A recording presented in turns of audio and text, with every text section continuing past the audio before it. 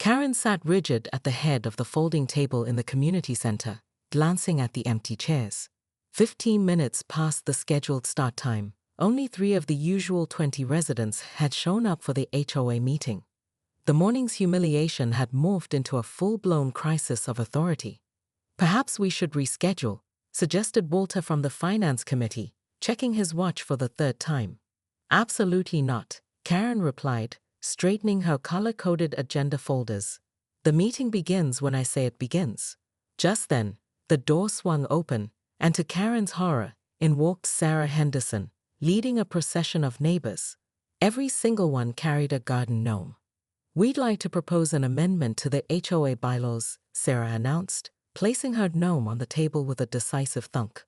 "Article 7, Section 12, Lawn Ornaments." The room erupted in a cacophony of voices and more gnomes appearing on the table.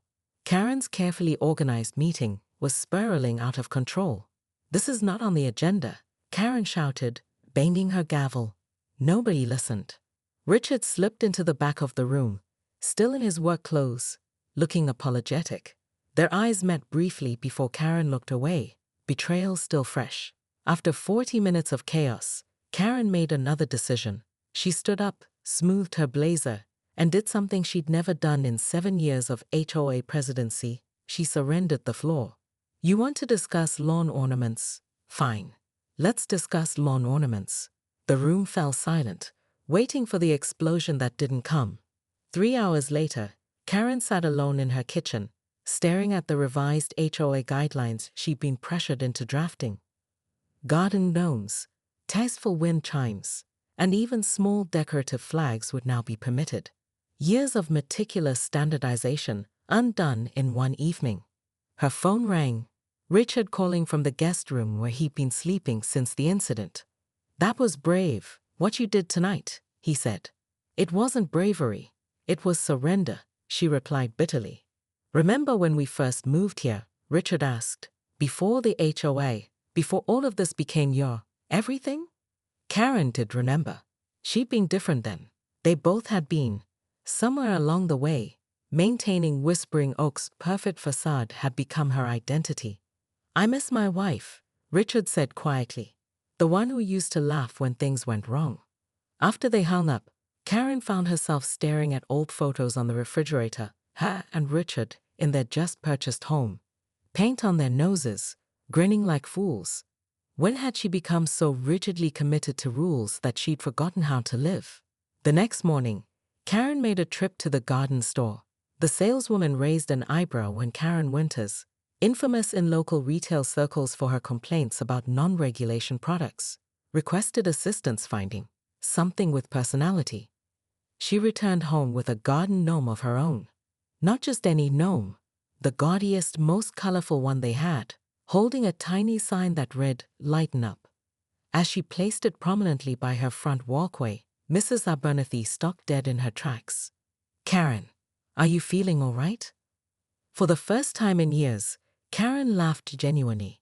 "No, Mrs. Abernathy, I don't think I am, and it feels wonderful." Karen Winters stood frozen in her tastefully landscaped front yard, clipboard clutched to her chest, mouth agape as she stared at her husband's car backing out of their driveway. Not because Richard was leaving. He left for work at precisely 7:45 a.m. every weekday, but because attached to his bumper was her prized "No Parking" HOA president sign, dragging along the asphalt with an ungodly screech that turned heads up and down pristine Pines Lane. "Richard, Richard!" she shrieked, waving frantically as neighbors emerged from their homes, smartphones already recording. Richard, oblivious with his podcast blaring, continued his morning commute, her authority literally dragging behind him. At 48, Karen had built her identity around being the most effective and feared HOA president in Whispering Oak's 20-year history. Her crowning achievement had been reducing the number of approved exterior paint colors from 27 to 12. For cohesion, she explained at the contentious meeting. Now, her authority was being publicly undermined by her own husband. "Did you see that?" Mrs. Abernathy called from across the street, barely concealing her delight. "It's already on the neighborhood Facebook group." Karen's phone pinged with notifications. She forced a smile that looked more like a grimace. Just a little mix-up. Richard was in such a rush this morning. She retreated inside, slamming the door behind her. Within minutes, her phone rang. Richard, finally noticing her, signed halfway to his office. "Karen, honey, I'm so sorry. Do you have any idea what you've done?" she hissed. "Everyone saw. Everyone. I'll bring it back at lunch. Don't bother. The damage is done." She hung up, chest heaving. The monthly HOA meeting was scheduled for that evening. She'd spent weeks preparing her presentation on the unacceptable proliferation of non-regulation bird feeders. How could she command respect now? Her phone pinged again. A new post in the neighborhood group. "Looks like even Karen's husband is protesting her rules." 32 likes already. Karen sank onto her pristine white sofa, the exact shade of snowfall that she'd personally approved for interior spaces visible from the street. For 7 years, she devoted herself to maintaining Whispering Oaks' property values through strict enforcement of the 87-page HOA handbook she'd largely written herself. That afternoon, she marched into the Hendersons' yard with violation notices for their unapproved garden gnomes, desperate to reassert control. But instead of the usual resigned compliance, Sarah Henderson crossed her arms. "You know what, Karen? No. The gnomes stay." "Excuse me." Karen's voice rose to a pitch that could shatter the non-regulation stained glass wind chime hanging from the Hendersons' porch. "I saw what happened this morning. If your own husband doesn't respect your rules." Sarah let the sentence hang meaningfully.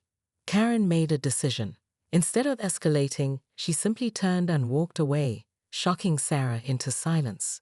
As whispers of rebellion spread through the neighborhood, Karen realized she faced a choice: double down or change course completely. Either way, Whispering Oaks would never be the same. 6 months after the Gnome Rebellion, as it was now affectionately called in Whispering Oaks, Karen stood in her front yard admiring the neighborhood's transformation. Bird feeders hung from trees, tasteful wind chimes tinkled in the breeze, and garden gnomes had multiplied like cheerful ceramic rabbits. Property values hadn't plummeted as she feared. In fact, 3 houses had sold above asking price, with buyers specifically mentioning the neighborhood's unique charm and friendly atmosphere. The HOA still existed, but under Karen's revised leadership, it focused more on community building than rule enforcement. Monthly meetings now featured potlucks and actually ended with applause rather than grumbled complaints. "The new sign looks good," Richard said, coming up behind her and wrapping his arms around her waist. Her official AHOA President parking sign had been replaced with one reading, "Reserved for Community Organizer." "I still can't believe you dragged the old one halfway to your office," Karen replied, leaning back against him. "Best mistake I ever made," he murmured into her hair. Not everything had changed overnight. Karen still found herself wincing at mismatched flower arrangements and had created a neighbor-to-neighbor advice program for those seeking aesthetic consultation, a diplomatic way of channeling her perfectionism into something helpful rather than punitive. That evening, Karen hosted the neighborhood's first gnome-coming block party. As residents mingled on her perfectly manicured lawn, now adorned with fairy lights and her collection of increasingly outlandish gnomes, Sarah Henderson approached with 2 glasses of wine. "I never thought I'd say this," Sarah confessed, handing Karen a glass, "but you've made this neighborhood better. Not by making it perfect, but by making it ours." Karen smiled, though her eyes remained serious. "I needed that wake-up call, though I'm still not sure about the Johnson's flamingo collection." They both glanced at the neon pink plastic birds across the street. "Baby steps," Sarah laughed. Later, as the party wound down and neighbors helped with cleanup, another new development, Karen found herself alone with Richard on their porch swing. "I got a call today," she said carefully. "The Meadowbrook community across town wants advice on restructuring their HOA. They heard about our transformation." Richard raised an eyebrow. "Are you considering it?" "I might be," Karen replied. "Turns out I have a knack for community building when I'm not obsessing over regulation mailbox height." "The Karen Winters community consulting empire begins," Richard teased. Maybe, she said thoughtfully. But there's something else I need to tell you first. Richard waited, concern crossing his features. I've been thinking about us, Karen continued. About what happened to us while I was busy measuring grass height and monitoring trash can placement. She reached for his hand. I want us to renew our vows. Not here, with everything perfect and controlled, but somewhere messy and unexpected. Maybe that beach you always talked about. Richard's eyes widened. The one where people let their dogs run around? Without leashes. That's the one. Karen confirmed with a small smile. I think I'm ready for a little chaos. As they sat together planning their vow renewal, sand and all, Karen glanced across her transformed neighborhood. Her need for control hadn't completely vanished, but she'd found a balance that made room for imperfection and joy. And if anyone violated the revised HOA guidelines, well, she kept her old clipboard in the garage, just in case. Some habits die hard, after all.